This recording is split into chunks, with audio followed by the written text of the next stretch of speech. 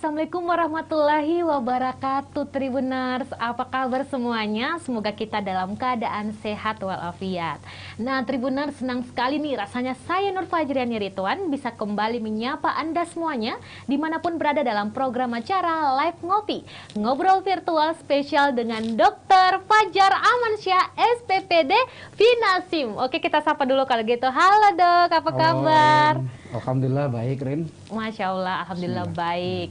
Dan tentunya sebelum kita berbincang bersama dokter dan membahas tentang tema kita hari ini, saya mau mengingatkan dulu kepada Tribuners dimanapun berada untuk tetap menerapkan protokol kesehatan, menjaga jarak, mencuci tangan, menggunakan masker, dan terlebih menghindari kerumunan. Dan Tribuners, hari ini seperti tema kita yang telah tersebar di media sosial Tribun Timur, kita akan membahas soal kisah kenaikan pangkat luar biasa untuk Dokter Fajar. Nah, kalau misalnya Tribuners juga inginnya atau penasaran sama sosok Dokter Fajar, boleh sekali Tribuners nanti sisa komen di YouTube channel Tribun Timur.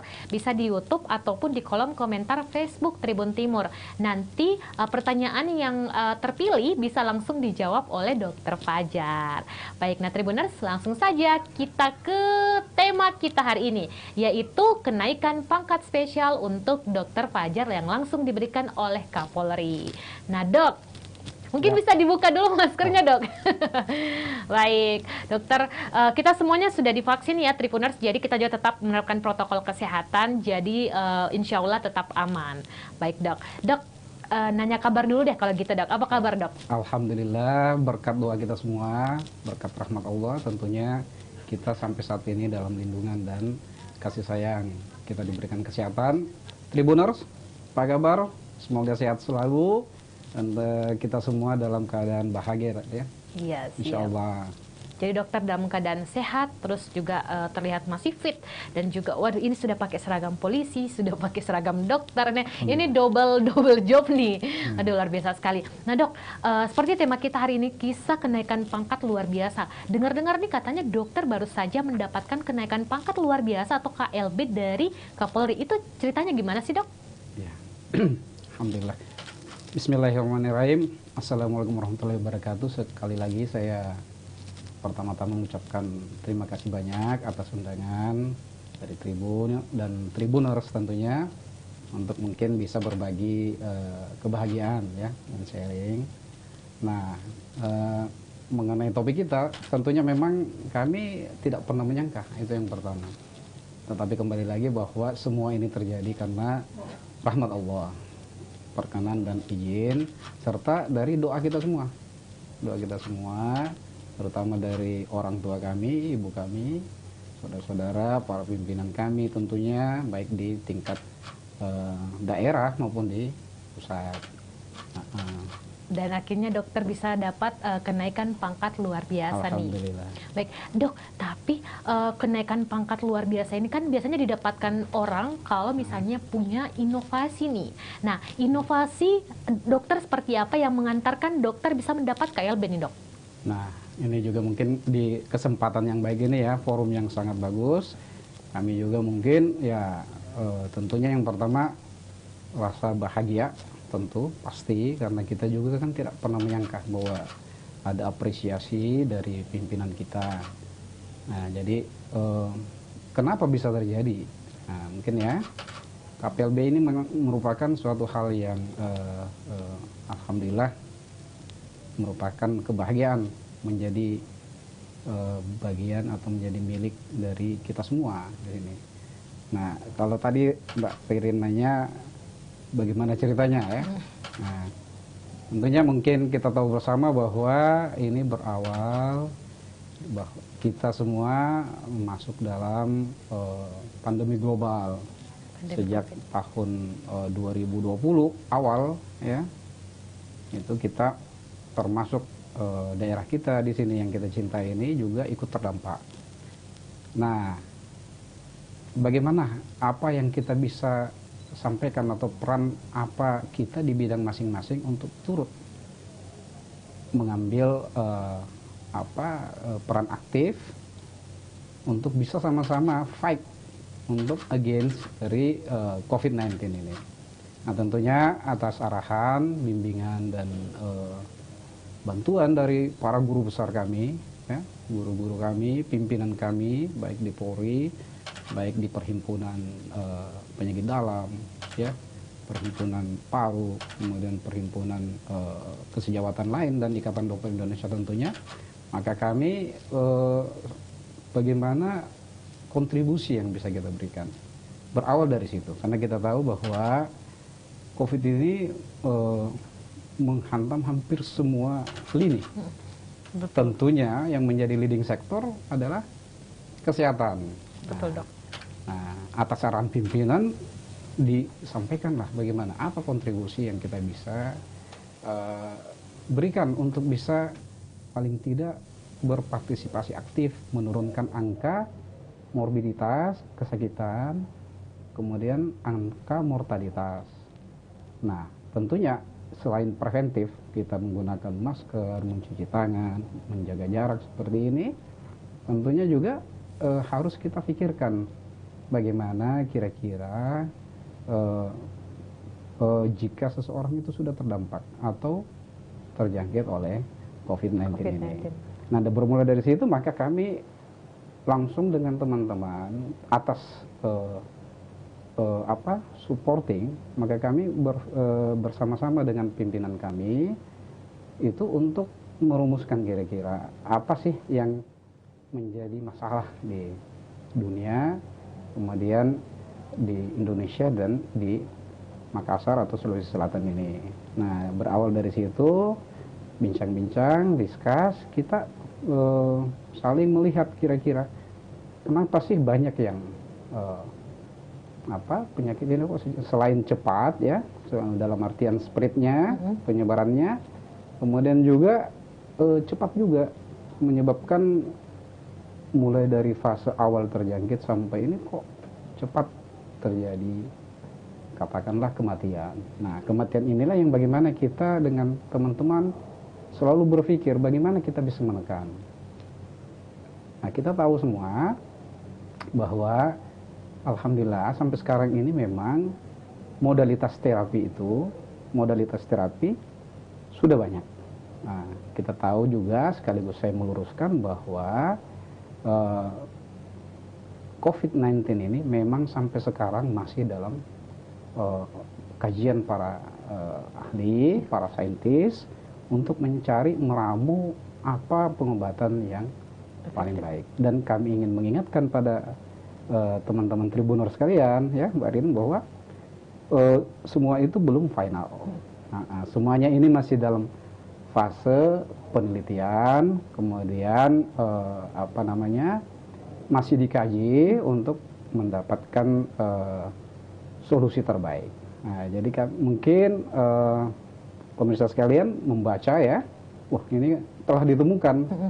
Nah, ini juga perlu kami luruskan bahwa memang solusi-solusi atau penanganan-penanganan para ahli masih berpikir bagaimana jalan atau terapi terbaik saat ini. Jadi sekaligus kami menyampaikan bahwa seluruh modalitas terapi yang telah diberikan ini itu berkontribusi secara aktif dalam penurunan angka kesakitan dan kematian akibat COVID-19 ini. Oh, luar biasa sekali. Jadi dokter ini menemukan istilahnya banyaklah intinya terapi, tapi dokter salah satu dokter atau tenaga medis di Makassar khususnya di seluruh dunia yang juga berhasil menemukan terapi COVID-19 ini, Dok. Ya. Baik. Dan ini pula yang mengantarkan dokter mendapatkan KPLB, kenaikan pangkat luar biasa dari Kapolri. Baik. Mungkin bisa diceritakan sedikit nih, Dok. Terapinya ini seperti gimana sih? Mungkin seperti harus tarik nafas, mungkin hembuskan, atau mungkin jalan, atau mungkin ada pengobatannya, atau seperti apa, Dok? Oke, baik. Nah, kembali lagi Mbak Rin nih, saya harus meluruskan lagi nih. Ya kan? Meluruskan lagi bahwa kami hanyalah bagian kecil, ya, bagian kecil dari sebuah, kami hanyalah cabang-cabang kecil atau ranting kecil di sebuah pohon yang besar. Baik. Nah, artinya apa? Kita jangan mengklaim atau mengatakan bahwa kami menemukan. Tidak. Ini adalah karya-karya yang diberikan anak bangsa, terutama guru besar kami, ya, guru-guru besar kami di Jawa, di Makassar, dan di seluruh Indonesia untuk bersama-sama. Nah, kebetulan kami mewakili sebagai bagian dari integral anak bangsa. Kami yang berasal dari institusi yang kami cintai, organisasi ini menjadi salah satu kontribusi atas petunjuk daripada pimpinan dan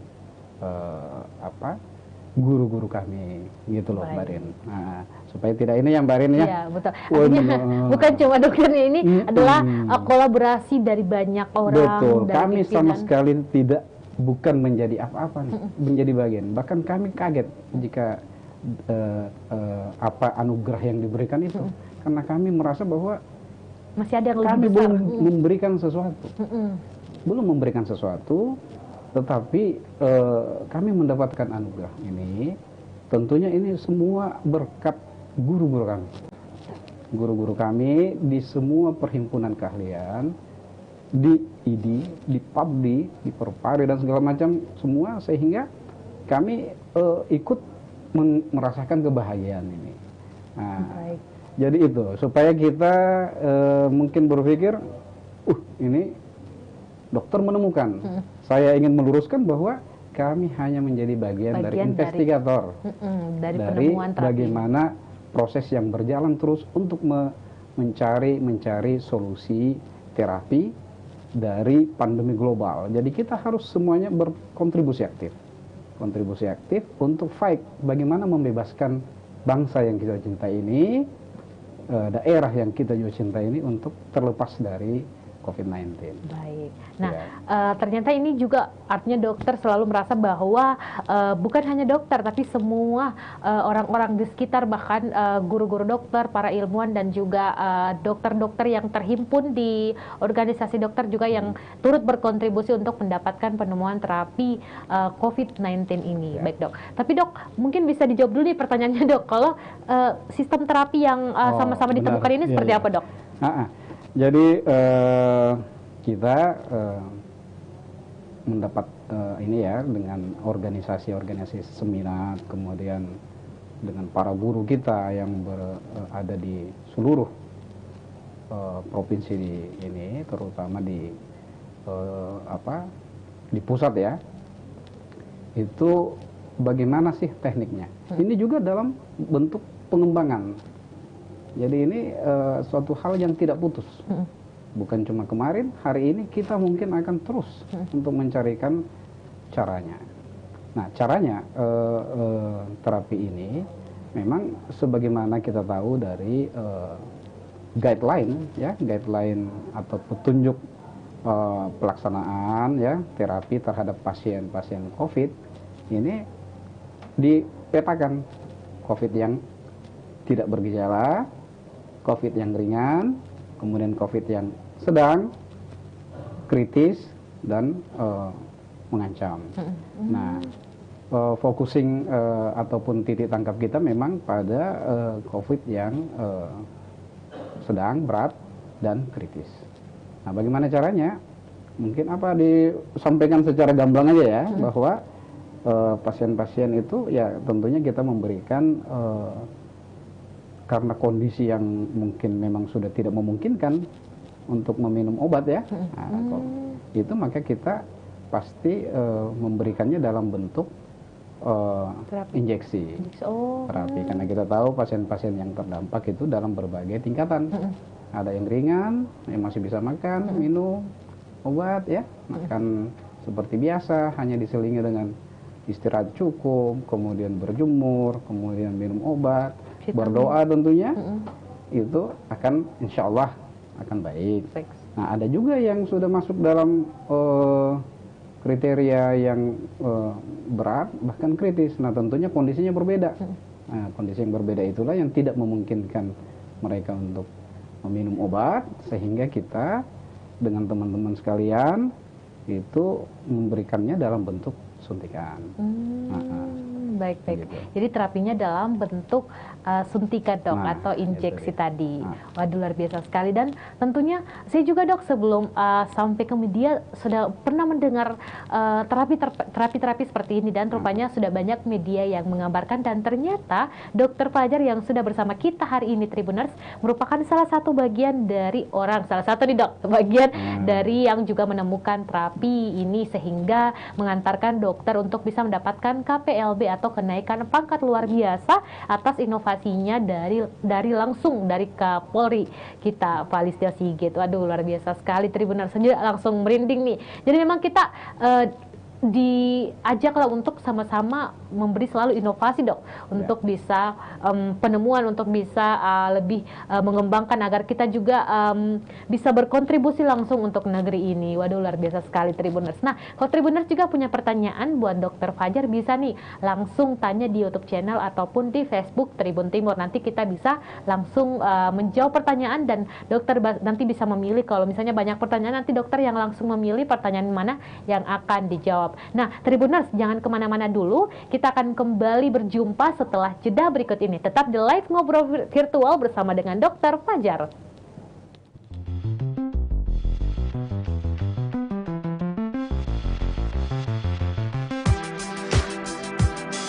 Jalan-jalan ke pantai atau menaiki puncak gunung, melihat dataran indah dan membayangkan lukisan alam Tuhan yang menakjubkan akan tersaji dalam sebuah liputan menarik juga eksklusif. Ikuti perjalanan saya menuju destinasi paling epik di Sulawesi Selatan, hanya di Wisata Virtual Tribuners.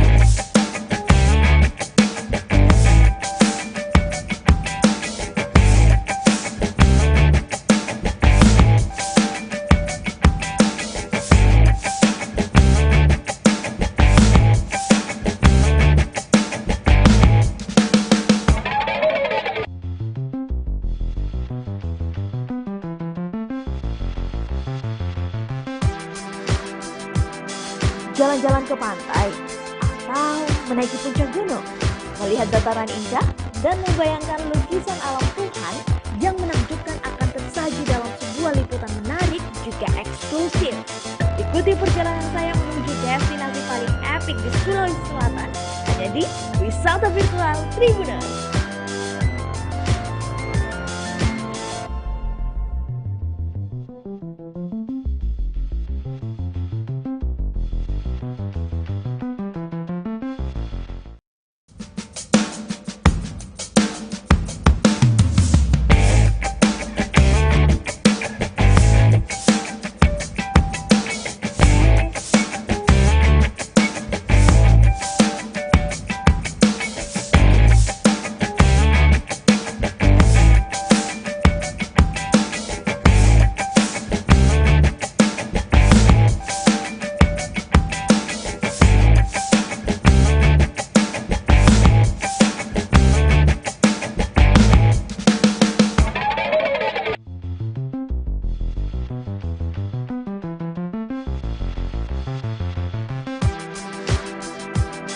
Jalan-jalan ke pantai atau menaiki puncak gunung, melihat dataran indah dan membayangkan lukisan alam Tuhan yang menakjubkan akan tersaji dalam sebuah liputan menarik juga eksklusif. Ikuti perjalanan saya menuju destinasi paling epik di Sulawesi Selatan, hanya di Wisata Virtual Tribuners.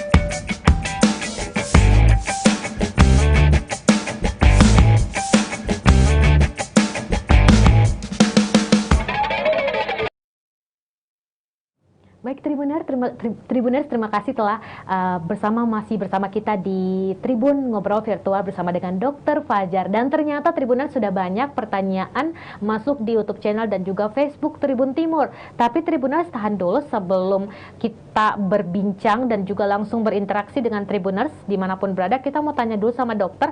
Saya masih penasaran nih dok soal cara kerja terapi yang disebutkan tadi.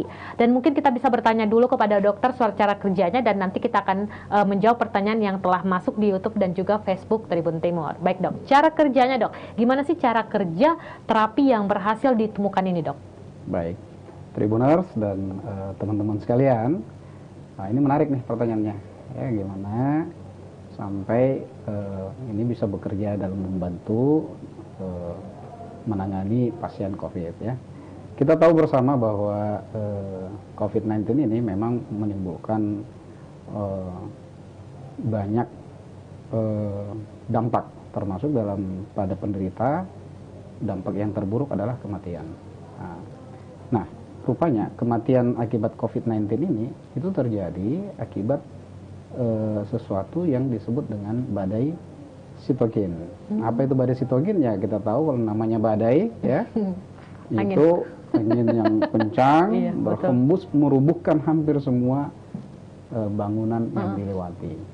Nah, bagaimana untuk kita bisa menekan badai itu supaya tidak terjadi? Nah, disinilah banyak modalitas terapi yang sudah diberikan atau disetujui baik oleh lembaga riset kita di Indonesia ya secara keilmuan dan saintifik maupun di dunia internasional. Nah, peran dari hypoxic stem cell ini ya yang disebut dengan sekretom itu salah satu bagian integral yang tidak terpisahkan dari beberapa modalitas terapi yang lain. Kita pernah mungkin mengenal plasma konvalesens ya yang juga bagus. Kemudian kita mendengar mungkin bagaimana terapi yang lain ya menggunakan modalitas terapi yang lain itu juga sangat berperan dalam menekan badai sitokin. Nah, bagaimana sel ini bekerja? Maka sel ini memang fokus untuk menghalau ya atau mencegah terjadinya badai sitokin. Jadi ketika seseorang penderita itu masuk, sebaiknya kita blok atau kita hentikan di usia dini. Bukan usia dini ya, di fase dini. Sehingga keberhasilan juga akan makin lebih bagus. Nah, ya, jadi badai sitokin inilah yang ketika kita bisa cegah, maka seseorang penderita itu tidak akan masuk ke fase yang lebih berat. Nah, disinilah pentingnya kesadaran kita semua untuk bagaimana bisa mengenali tanda-tandanya, ya. Misalnya, bagaimana sih itu sampai seseorang bisa dikatakan masuk dalam badai sitokin?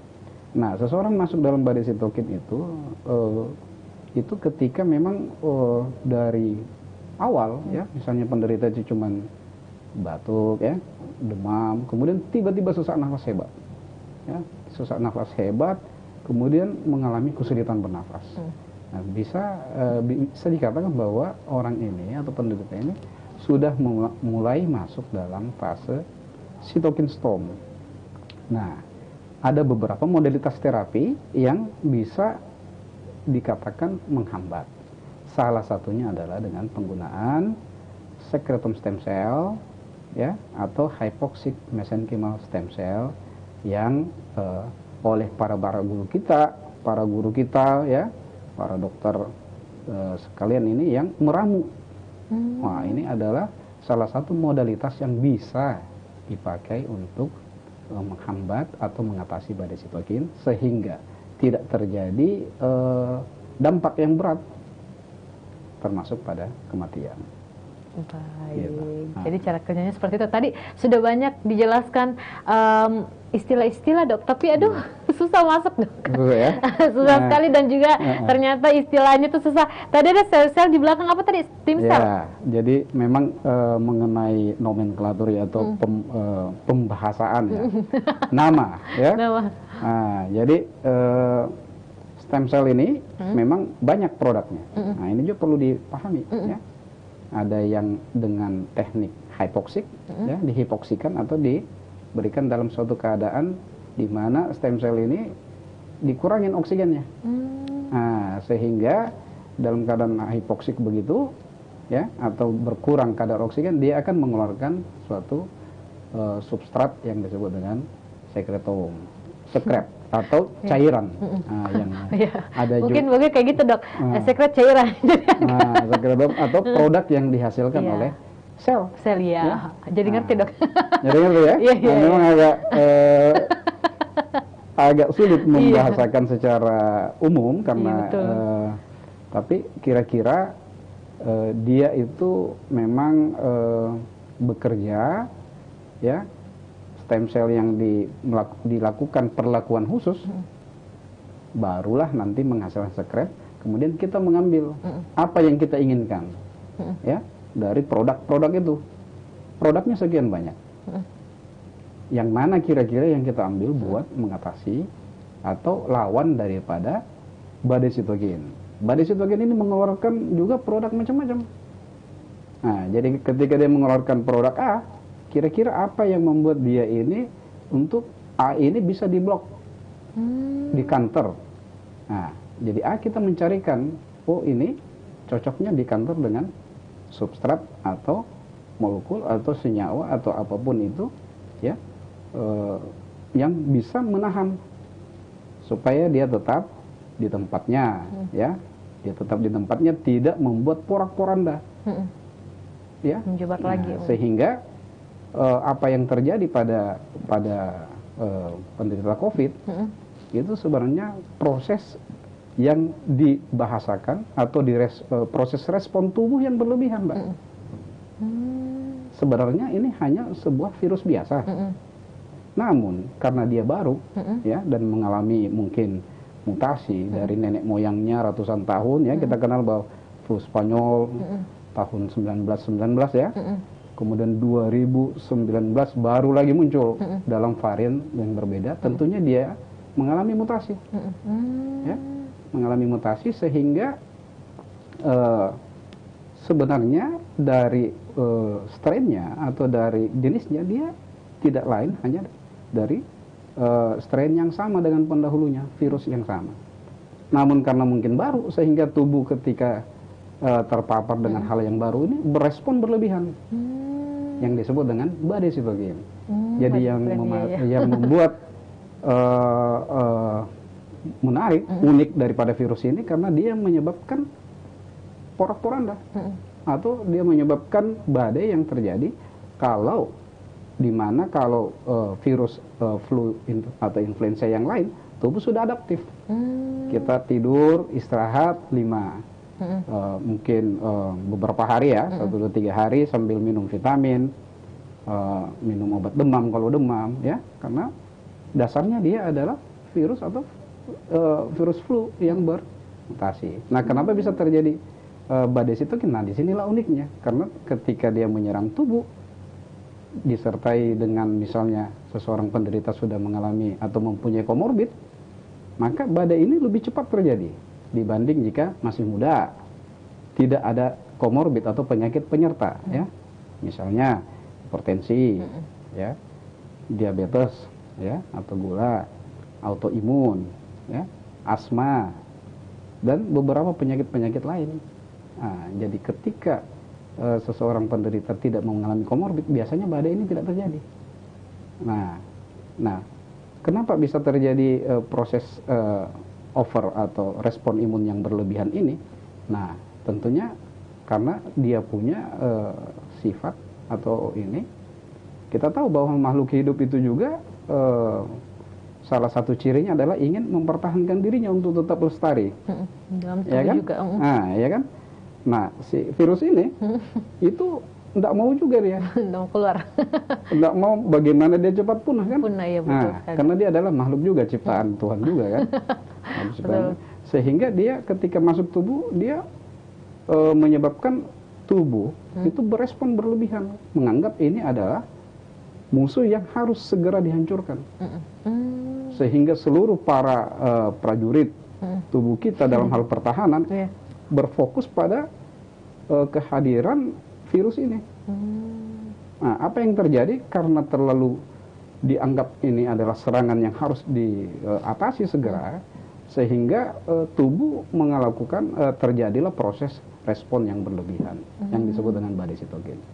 Nah, bagaimana mengatasinya? Tentunya para ahli di seluruh dunia, di negara kita juga yang tercinta ini sudah mencari kira-kira solusi terbaik yang terus bergulir sampai saat ini dan mungkin beberapa waktu ke depan untuk bisa focusing pada bagaimana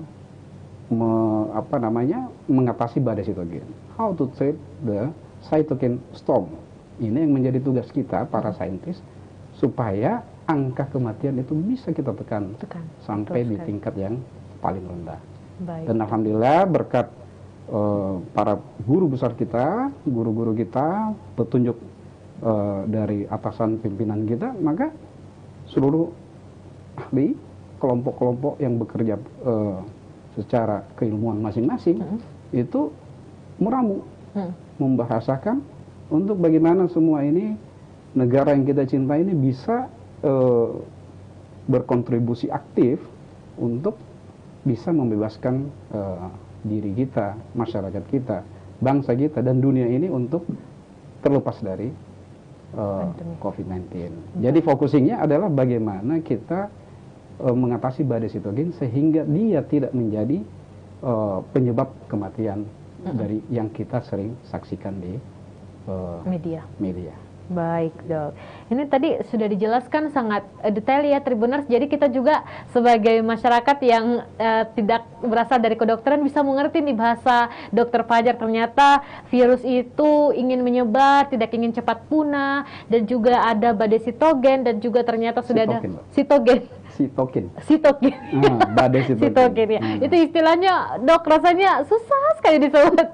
Ya, tapi lama-kelamaan pasti bisa ya, Tribuners. Apalagi mungkin di dunia kedokteran itu badai sitokin mungkin sudah sangat dikenal lah. Tapi kalau kayak saya, Tribuners, aduh sulit ya untuk disebut saja, agak sulit. Nah, Tribuners, kita akan menuju ke YouTube karena kita juga sudah mendengar tadi cara kerja, penemuan, dan juga bagaimana awal mula bisa Dokter Fajar mendapat KPLP. Nah, sekarang juga kita mau menuju ke YouTube channel Tribun Timur, Dok. Sudah ada beberapa pertanyaan yang masuk untuk dokter, dan mungkin ada beberapa untuk sementara 2 pertanyaan dulu, Tribuners, yang akan kita bacakan dan akan dijawab oleh dokter. Tapi sebelumnya kita juga mau baca salam-salam dari banyak orang nih. Pertama ada dari Bagas Sanjaya nih, Dok.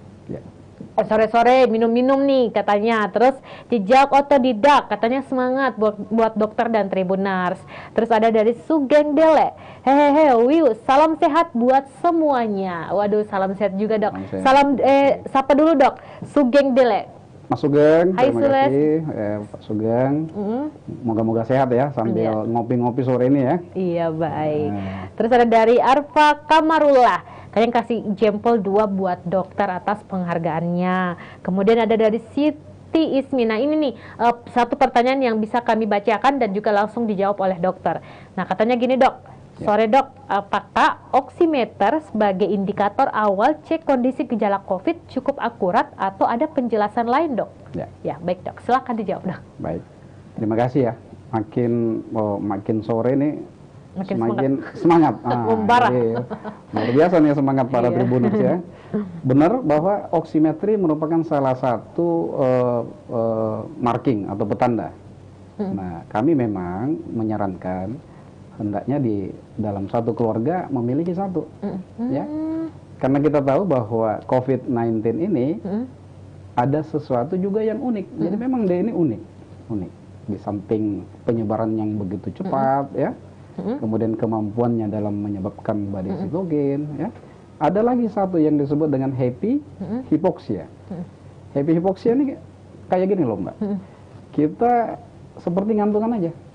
Kita tidak merasakan bahwa kita sebenarnya tubuh kita sudah berada dalam level kekurangan oksigen yang disebut dengan hypoxia.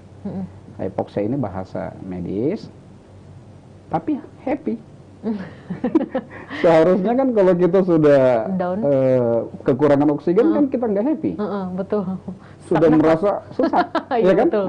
Nah, di sini keunikan lagi bahwa COVID-19 ini memiliki kemampuan memperdaya seseorang untuk masuk dalam fase happy hypoxia. Happy Dia hypoxia disangka namanya. ngantukan, happy, senyum-senyum, ketawa-ketawa, tiba-tiba mengukur saturasi, loh, Iya. kok 80?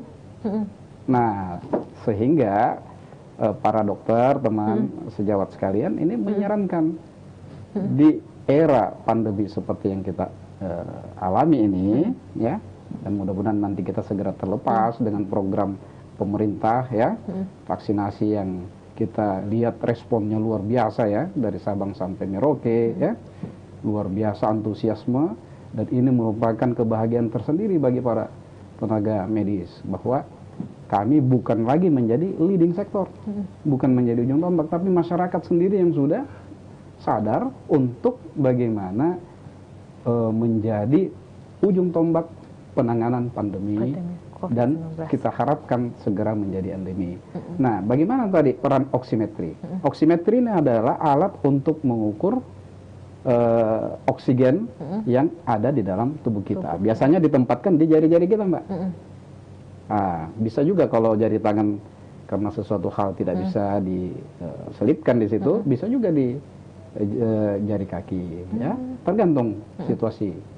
Nah, happy hypoxia itu terdeteksi hanya dengan alat oksimetri ini, sehingga oksimetri memang kita akan katakan sebagai alat yang paling penting, yang harusnya dimiliki oleh keluarga kita. Dalam satu keluarga, satu rumah, paling tidak ada satu. Ada satu. Nah, sehingga ketika dia ngukur pagi-pagi misalnya, atau malam sebelum tidur, loh, kok biasanya 97, 98, 99, Jadi 60.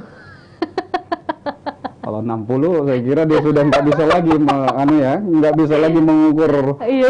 Dia sudah harus diukurkan kalau gitu. Iya. Yang 90 lah. Oh, 90 sudah termasuk rendah, Dok? Sudah rendah. Sehingga kita tahu ternyata dia sudah mengalami fase penurunan, tetapi yang bersangkutan nggak sadar. Ya? Baik-baik, Dok. Yang kita tahu bahwa kita survive di angka 97, 98, 99. Ini yang terbaik. Ya. Sehingga, loh kok, Dok, atau kok saya sekarang jadi 93? Nah, ini kan berarti dia sudah mulai penurunan. Tetapi kok happy-happy aja, Dok? Nah, inilah yang namanya happy hypoxia, yang tidak dimiliki oleh penyakit lain. Baik. Jadi memang ini tantangan, challenge bagi kami, para praktisi ya di bidang medis. Dia memiliki banyak keunikan. Ya. Tetapi tentunya Allah, kita harus yakin, Allah menurunkan penyakit itu sudah dengan obatnya.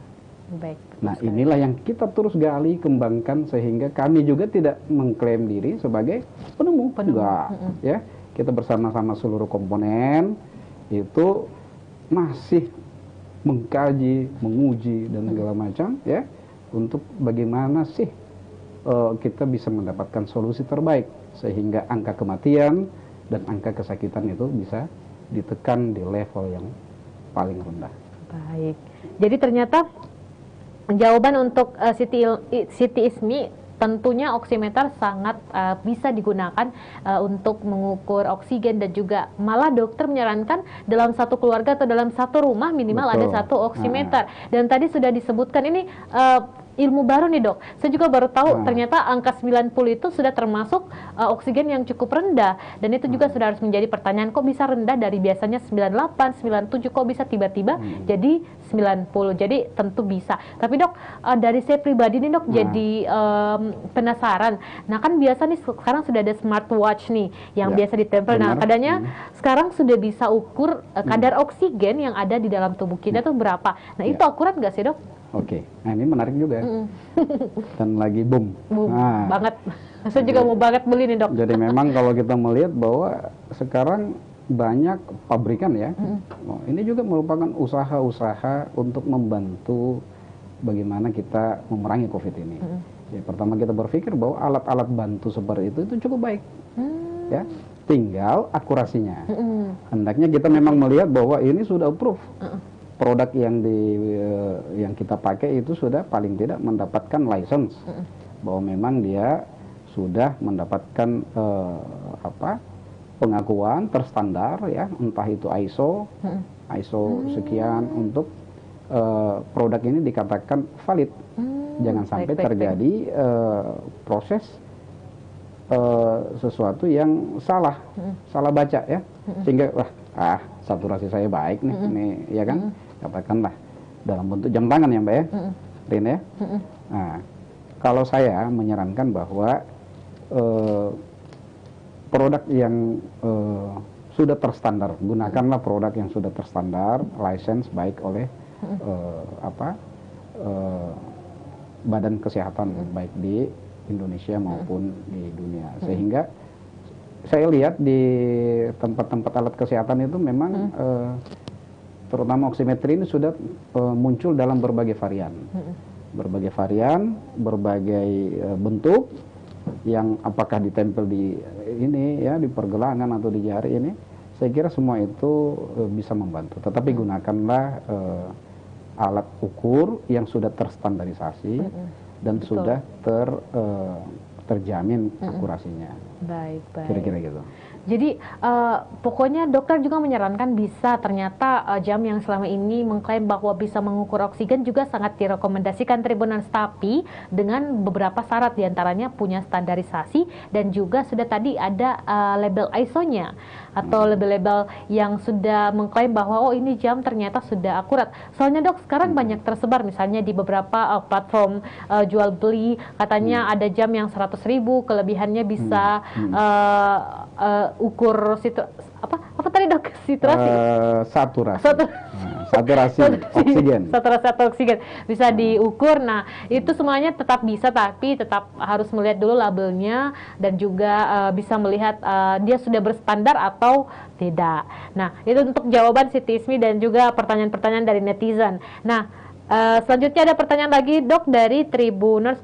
Waduh, jadi makin banyak yang masuk nih, tapi untuk sementara kita jawab satu dulu, dan mungkin nanti dokter bisa lihat waktunya dan bisa dijawab kembali. Nah, untuk pertanyaan selanjutnya dok, ini dari Fa, katanya untuk terapinya bisa didapatkan di mana ya dok? Mungkin terapi yang dihasilkan ya untuk didapatkan oleh dokter. Baik dok, silakan.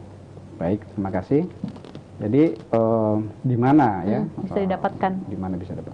Ini kita sudah terapi-terapi dari berbagai modalitas terapi ini sudah tersebar di seluruh Indonesia. Jadi tinggal bagaimana kita berkonsultasi dengan dokter kita di tempat masing-masing, ya.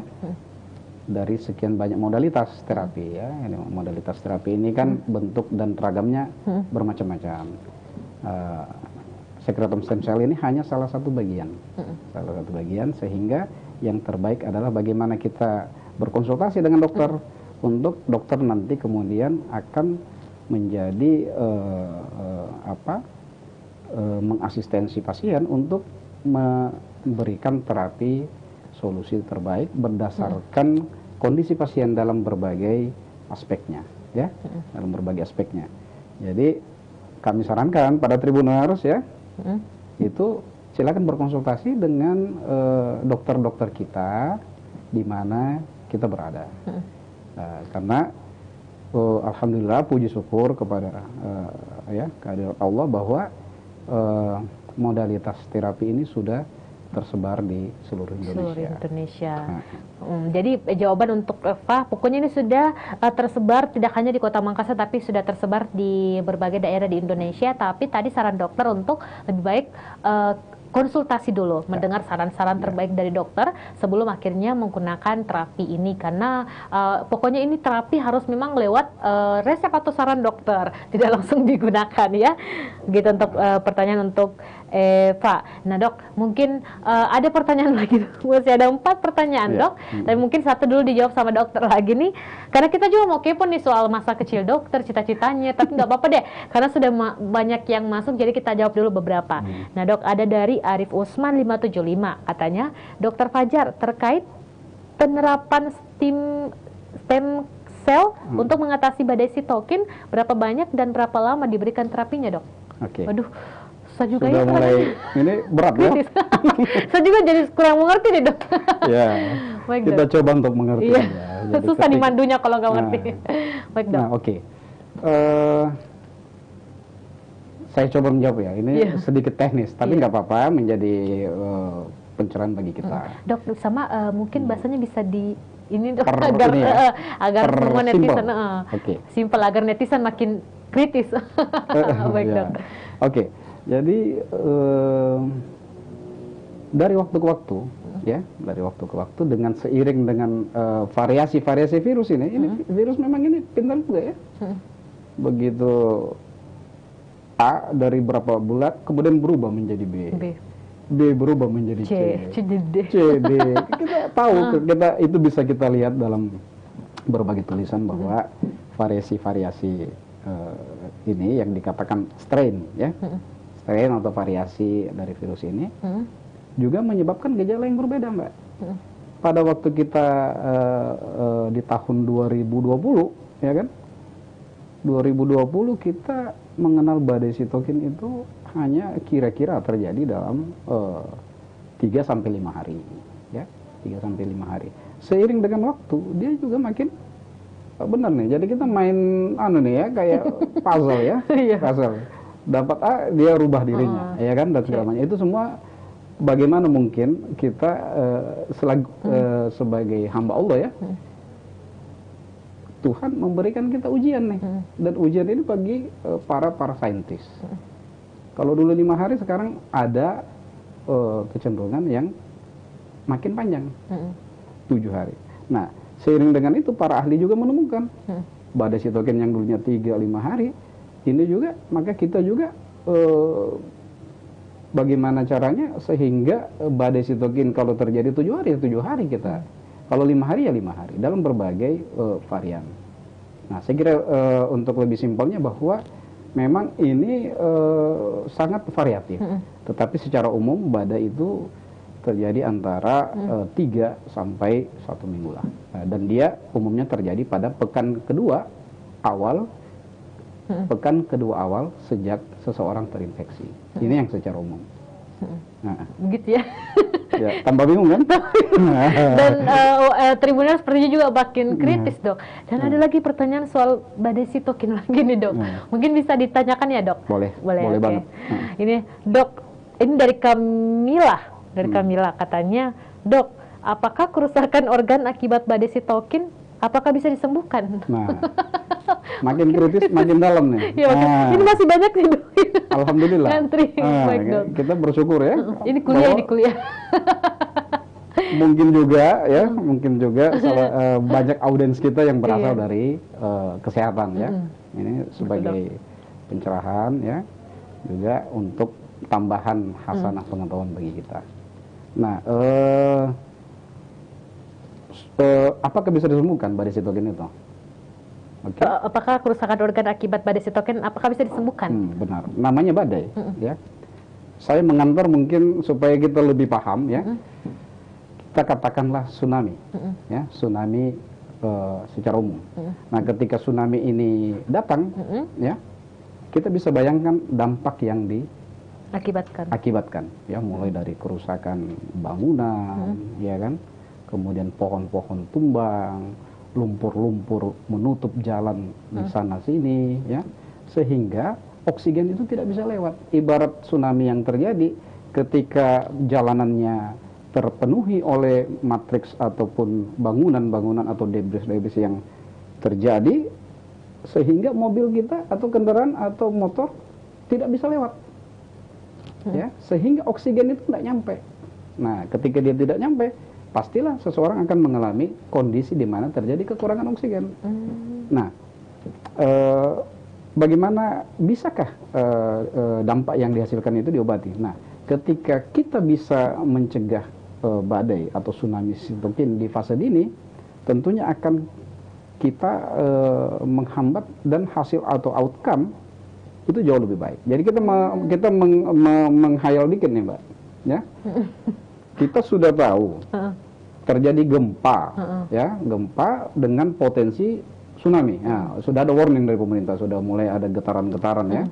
Di saat itu kita sudah antisipasi. Oh, mulai kita bikinlah bagaimana penghalau atau pemecah ombak itu misalnya, sehingga tidak terjadi. Nah, inilah yang kita harapkan. Ketika badai terjadi, kalau bisa kita blok di depan, jangan nyampe dulu. Karena kalau sudah sampai di perkotaan, ini akan meluluh lantakkan dan menyebabkan kerusakan yang pasti jauh lebih besar dan berdampak fatal. Nah, bisa disempurnakan kalau di fase awal, ya. Kalau di fase awal, insya Allah berbagai modalitas terapi itu, kecepatan penanganan dan ketepatan diagnosis ini sangat menentukan keberhasilan.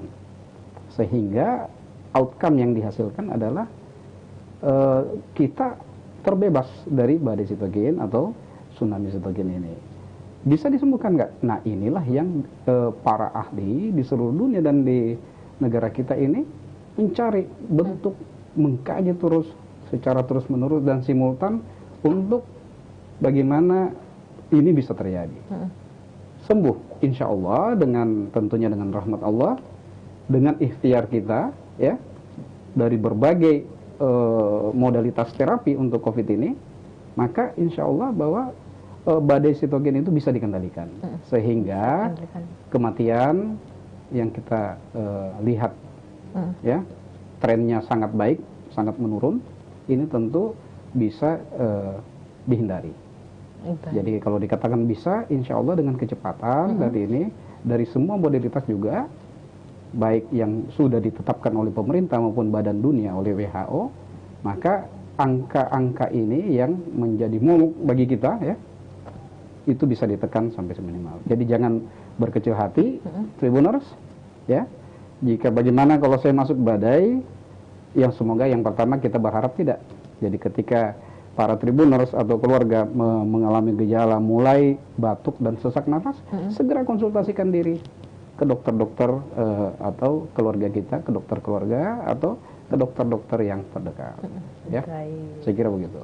Ya, itu jawaban untuk Kamila Arif. Nah, masih banyak Tribuners pertanyaan yang masuk, tapi mungkin kita sudahi dulu ya tanya jawabnya. Nanti Tribuners mungkin dokter punya Instagram yang mungkin nanti Tribuners bisa, kalau masih punya pertanyaan bisa di chat dokter lewat Instagram, boleh Dok? Ada? Atau Facebook atau? Kalau FB ada. Ada FB. Ya, kalau kebetulan karena kesibukan kita ya dengan kegiatan yang luar biasa padat, memang kami terkadang sulit untuk menjawab semua pertanyaan, tapi kami akan usahakan. Kami bisa di chat ya, sehubungan dengan pertanyaan seputar masalah kesehatan, itu di FB atau di WhatsApp kami. Ya. FB aja Dok, mungkin bisa disebut namanya Dok? Kalau FB ya namanya tetap asli ya. Dokter AKBP Dokter Fajar Amansyah. FB-nya cuman Fajar Amansyah aja. Fajar Amansyah. Nah, Tribuners nanti bisa chat dokter di Facebook Fajar Amansyah. Soalnya kalau dijawab semua nih Dok, bisa sampai 2 jam ini program Ngofik kita Dok. Nah, untuk pertanyaan mungkin saya skip terlebih dahulu, dan beberapa pesan-pesan ucapan terima kasih yang bakal kami bacakan untuk Dokter Fajar. Nah, sudah ada juga yang masuk Dok, ini dari Ismi. Katanya terima kasih penjelasannya Dokter. Dari sekian banyak yang saya baca, saya baru dengar hipoksia dan kasih tanda jempol lagi. Nah, kemudian ada dari Kamila, ini sudah dibalas kembali. Terima kasih banyak Dokter Fajar, penjelasannya Dokter sangat bagus, kami langsung paham semua. Waduh, luar biasa sekali. Baik. Terima kasih para Tribuners, you're the best deh. Iya, tapi minta maaf ya yang nggak sempat dijawab pertanyaannya, tapi bakal tetap bisa dijawab lewat Facebook Dokter Fajar. Nanti kalau misalnya chat tentang tadi beberapa penjelasan yang diberikan dokter, nanti bisa langsung dijawab sama dokter, tapi kalau ada waktu luangnya dulu dokter nih. Baik. Nah, Tribuners, kita stop dulu deh bahas-bahas soal apa namanya dok ini COVID? yang COVID dan juga bagian-bagian kesehatan. Kita mau ulik dulu nih gimana sih keseharian dokter Fajar, karena sudah hampir sejam ini kita bahas soal kesehatan, soal COVID. Nah sekarang tibalah kita di untuk kepoi pribadi atau sosok dari dokter Fajar. Nah dok, kalau dokter Fajar nih ini masuk polisi tahun berapa dok? Oh ya, Tribuners, teman-teman sekalian. Pada kepo nih, Tribuners nih. Langsung nanya lagi nih, tunggu-tunggu lagi nih dok. Pasti masuk lagi pertanyaan soal, waduh kok bisa masuk ini, caranya gimana? Itu bagus supaya menjadi referensi tambahan ya. Iya betul dok. Referensi tambahan bagi kita semua ya. Kami masuk di kepolisian dan bergabung menjadi anggota kepolisian, tepatnya di program Perwira Polri Sumber Sarjana tahun 2003. Tahun 2003. Kebetulan lembaga yang mengasuh kami, membimbing dan membina kami serta membentuk itu berkampus di Akademi Kepolisian Semarang.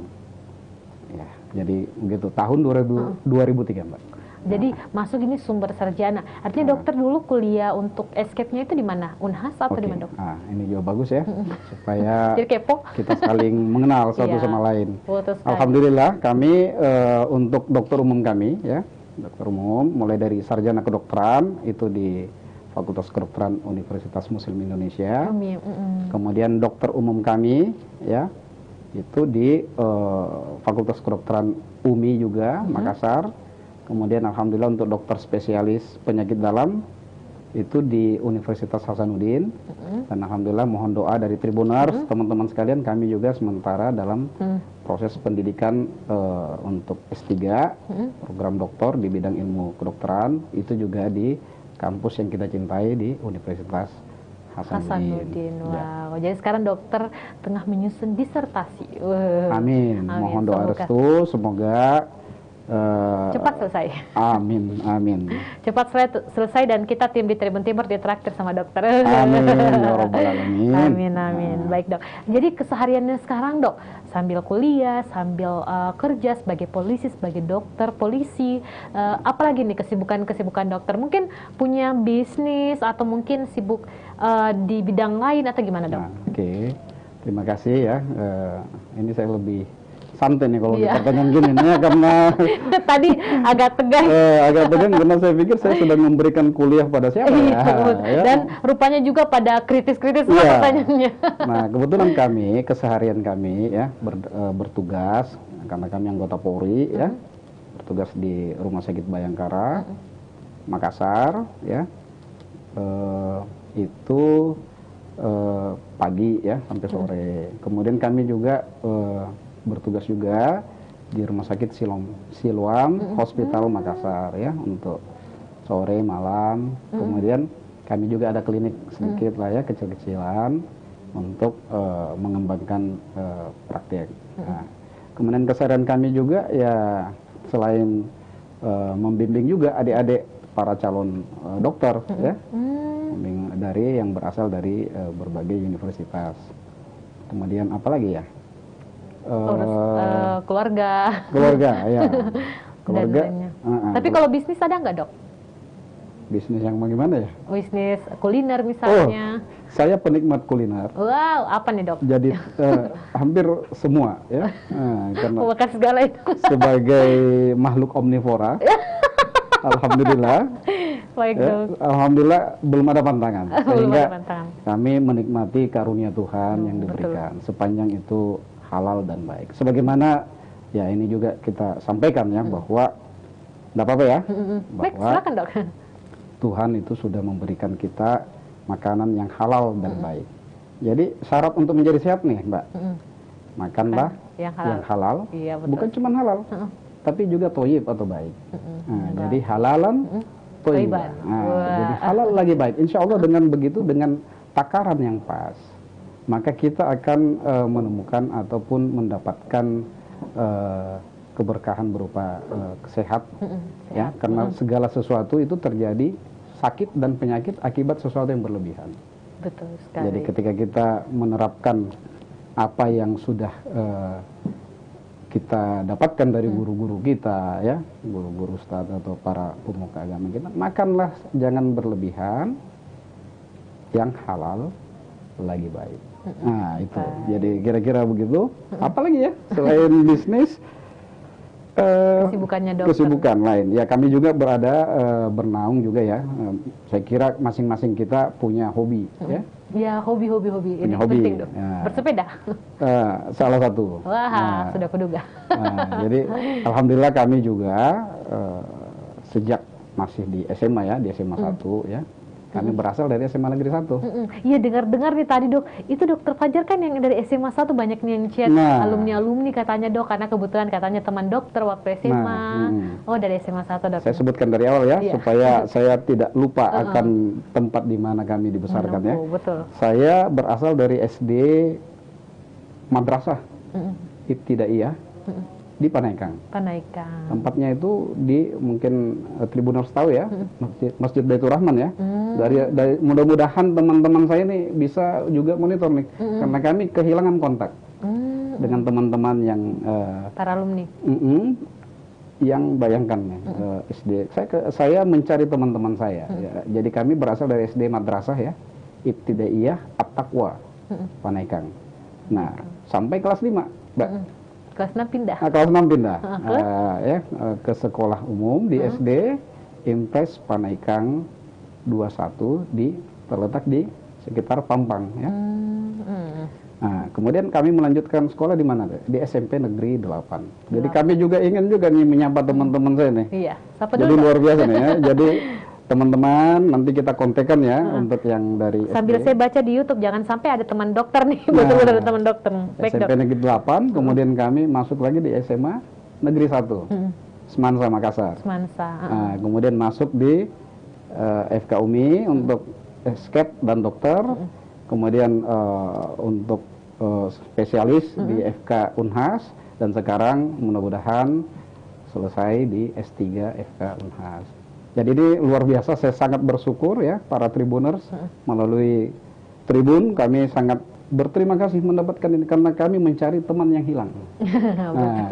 Atau saya yang hilang, nggak tahu ya. Jangan sampai semua punya grup tapi dokter yang belum gabung. Nah, alhamdulillah SMP kami udah ada grup, SMA sudah ada ya. Tinggal SD. S1, S2, S3 sudah ada, tinggal SD. Nah, SD nih yang penting nih. Dua nih, mencari mencari teman. Oke. Bagi Tribuners yang nonton mungkin nanti bisa. Ya, Dok? Hobi ya? Hobi apa nih, Dok? Sepeda. Selain itu ya, jogging, kami juga memang sejak SMA sudah diperbakin. Jadi saya menyapa aja nih teman-teman saya nih di Perbakin, Persatuan Menembak ya. Tadi saya bilang apa ya Perbakin? Persatuan Menembak dan Berburu seluruh Indonesia. Ini sejak kami di SMA, kemudian kuliah sampai sekarang. Nah, itu dari situ kita juga banyak mendapatkan teman ya, pengalaman dan segala macam. Hobi lain ya kami juga senang untuk melakukan traveling. Mancing, ya.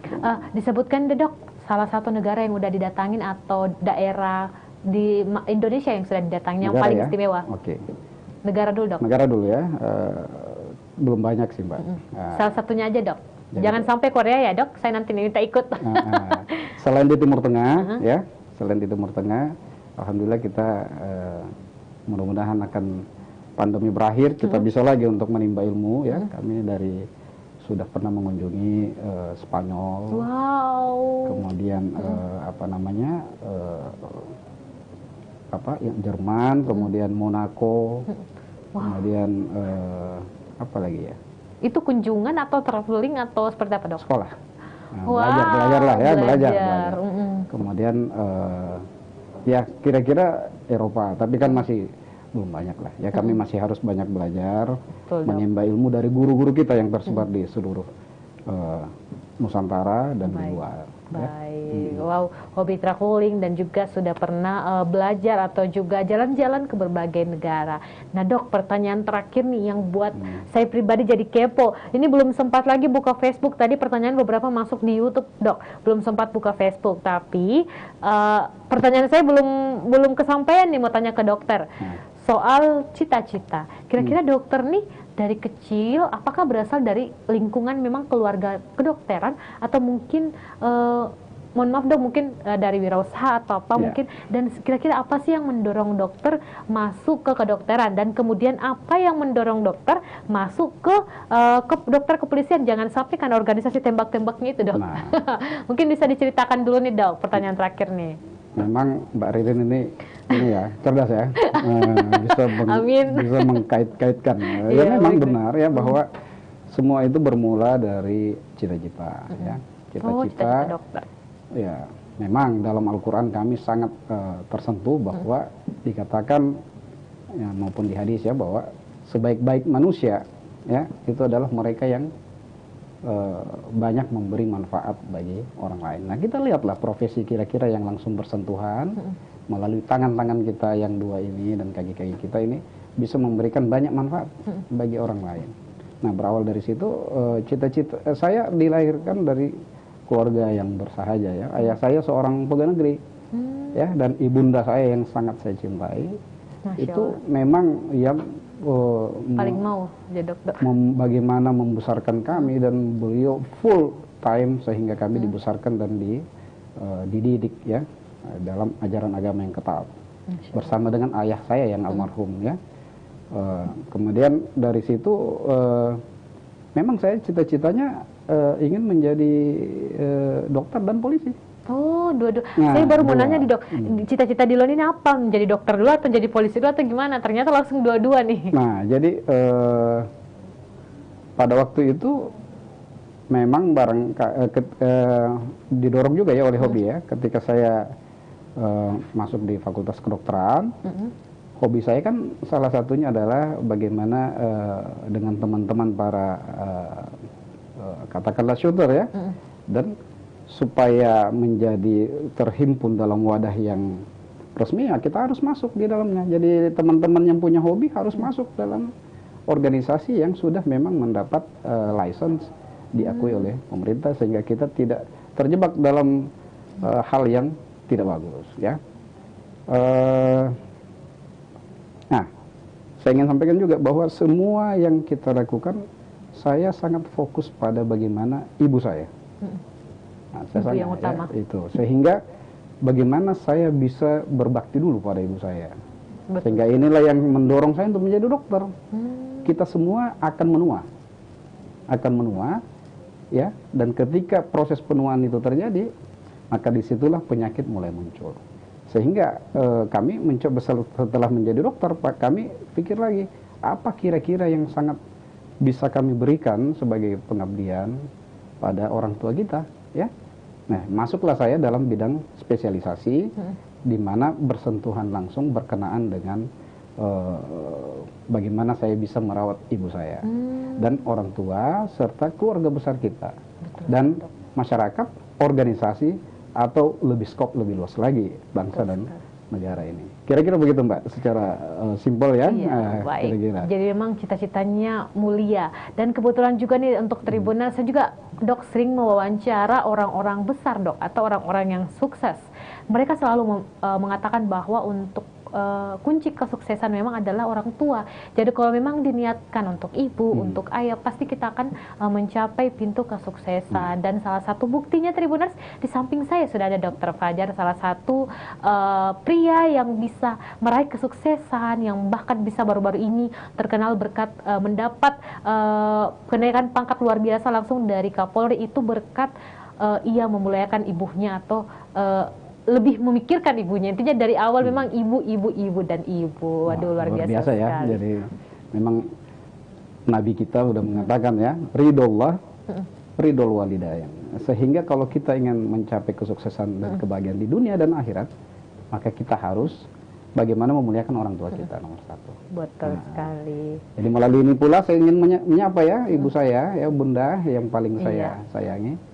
Halo, Bunda. Atas nama Bunda siapa, Dok? Kami selalu memanggil Bunda aja. Tapi untuk orang Makassar kan Bunda ini menjadi Bonda. Oh, Bonda. Ya? Halo, Bunda. Bondanya Bonda Jekne. Ini dokter asli Makassar atau gimana, Dok? Ya, jadi memang kami, ayah kami ya memang asli Makassar. Ibu kami juga katakanlah Bugis dan Melayu ya. Beliau Inca. Jadi ayah.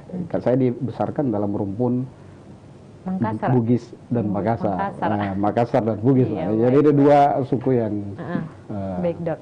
menyatu. Semoga juga dokter bisa terus mengabdi di Kota Makassar, nggak dimutasi. Amin. Amin, Semoga, ya. semoga Amin. bisa terus di Makassar, karena memang dokter cita-citanya awal terlahir di Makassar, dan memang cita-citanya memang selalu mau dekat sama ibu, dan juga untuk seluruh masyarakat khususnya di Kota Makassar, dokter ingin memberikan ilmunya dan juga merawat pasien-pasien khususnya yang membutuhkan spesialis penyakit dalam. Amin. Baik, dok, terima kasih banyak dok Saya juga terima kasih ya. atas waktunya bisa menyempatkan waktu dok berbincang bersama Tribun Timur. Baik. Untuk spesial tema kita kisah kenaikan pangkat luar biasa Dr. Fajar bisa menyempatkan waktunya berbincang. Ternyata kenaikan pangkat itu seperti ini, dan ternyata tadi sudah disebutkan ada banyak sekali orang yang berperan untuk menemukan terapi, dan salah satunya Dr. Fajar yang juga berperan di dalamnya, dan juga banyak sekali ilmu yang sudah diberikan sama dokter, termasuk ilmu yang sangat sederhana tadi dok, yang soal oximeter, yang bahkan Tribuners juga sempat tanyakan. Terima kasih sekali untuk dokter dan juga Tribuners yang sempat bertanya-tanya kepada kita semua.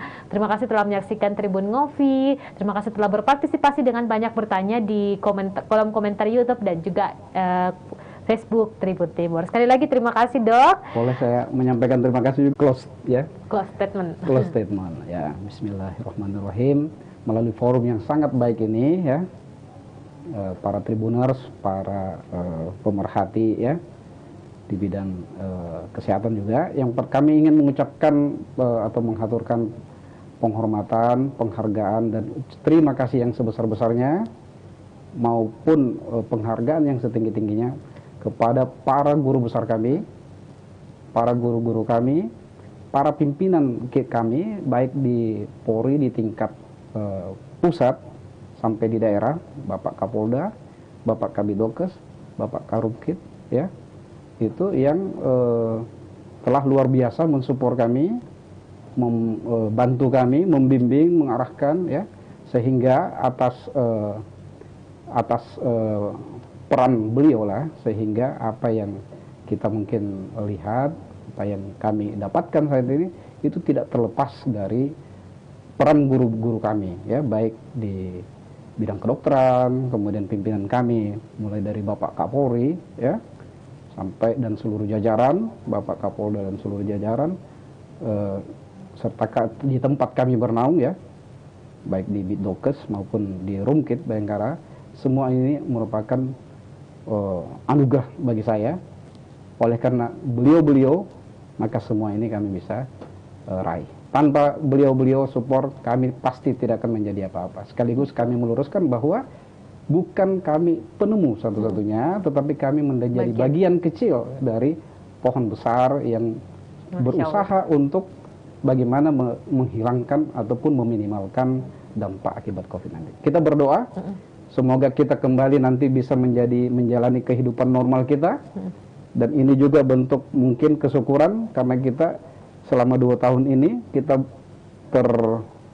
menjalani protokol kesehatan yang ketat, ya, supaya kelak nanti ketika kita terbebas dari COVID ini, kita lebih bisa mensyukuri semua anugerah dari Tuhan, ya, termasuk udara yang diberikan selama ini, yang mungkin selama puluhan tahun kita tidak sadari betapa penting. Dan ini, saya kira ini adalah ujian dari Tuhan, sehingga kita optimis suatu waktu ujian ataupun ini juga akan berakhir, insya Allah, dengan bantuan dari seluruh stakeholder, dari masyarakat sebagai ujung tombak, dan dari kita semua dengan peran dan ini kita masing-masing, ya. Baik. Peran aktif dari kita masing-masing. Saya kira demikian. Mohon maaf jika ada sesuatu yang salah, tentunya sebagai manusia biasa, Rin, betul, saya pasti takut akan salah. Nah, untuk itu saya minta maaf pada seluruhnya. Kemudian hanya kepada Allah lah kami kembalikan segala sesuatu.